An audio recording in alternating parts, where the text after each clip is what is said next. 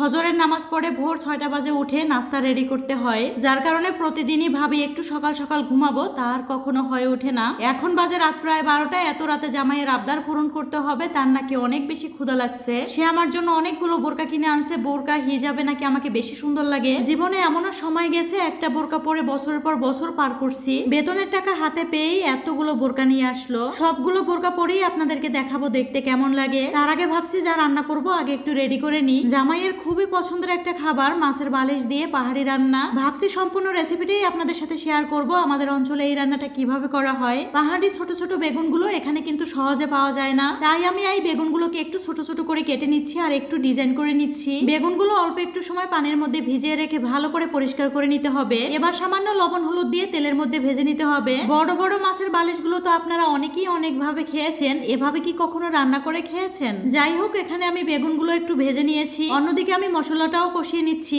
সাথে একটু মাংস রান্না করে নিচ্ছি। এত রাতে যেহেতু রান্না করছি, ভোরবেলা উঠে আর রান্না করব না। এগুলোকে বোরকাও বলা যায়, আবার খিমারও বলা যায়, খিমার প্লাজো সেট। সামনে রমজান আসছে, প্রিয় মানুষটার জন্য এর চেয়ে আর সুন্দর উপহার কি হতে পারে। জামাই নিজের হাতেই আমাকে পরিয়ে দিচ্ছে, আর এগুলো এত বেশি আরামদায়ক, শীত আর গরম নাই, সবসময় আরাম করে পরা যাবে। খিমার প্লাজোর চারপাশে লেস দিয়ে কাজ করা আছে, যার কারণে আরো বেশি সুন্দর লাগছে। আর এগুলোর কাপড়ের কোয়ালিটিও কিন্তু অনেক বেশি ভালো। আর দেখেন ঘেরগুলো এত বড়, বোরকার মধ্যেও কিন্তু এত বড় ঘের থাকে না। আমার কাছে তো পুরো বোরকার মতোই মনে হচ্ছে। আমরা সবসময় তাওফিক মার্ট ফেসবুক পেজ থেকে খিমার প্লাজো সেট বোরকাগুলো নিয়ে থাকি, আর এসবের উপর এখন 20% ডিসকাউন্ট চলছে এবং সারা দেশে ডেলিভারি চার্জ ফ্রি। এই সুযোগে জামাই এতগুলো নিয়ে আসছে। আমি ভাইয়াদের পেজ লিংক আমার ভিডিওর উপরে দিয়ে দিব। যারা এই খিমার প্লাজো সেটগুলো পছন্দ করছেন, আপনাদের প্রিয় মানুষের জন্য নিয়ে নিতে পারেন। বাসায় পরেও সবসময় কাজ করা যায়, আবার চাইলে খুব সহজে পরেই বাইরে বের হওয়া যায়। তো খিমার প্লাজো সেটগুলো কেমন হয়েছে অবশ্যই বলবেন। আর এখানে কিন্তু আমি রান্না বসিয়ে দিয়েছি।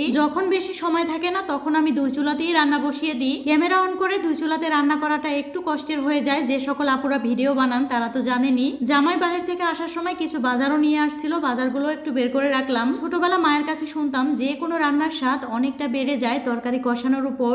দেখবেন একটু সময় নিয়ে যত্ন করে রান্না করলে ওই দিন রান্নাটাও অনেক বেশি মজার হয়। তবে এত রাতে ধৈর্য নিয়ে রান্না করাটাই কঠিন। এখানে আজকে আমি অল্প করে মাংস রান্না করছি। এখন রান্না করছি ঠিকই, সবই থেকে যাবে। পরে এসব তরকারি ফ্রিজ থেকে বের করে গরম করে খেতে আর ভালোও লাগবে না। আর এই তো এই বাজারগুলো এখন একটু গুছিয়ে রাখতে হবে।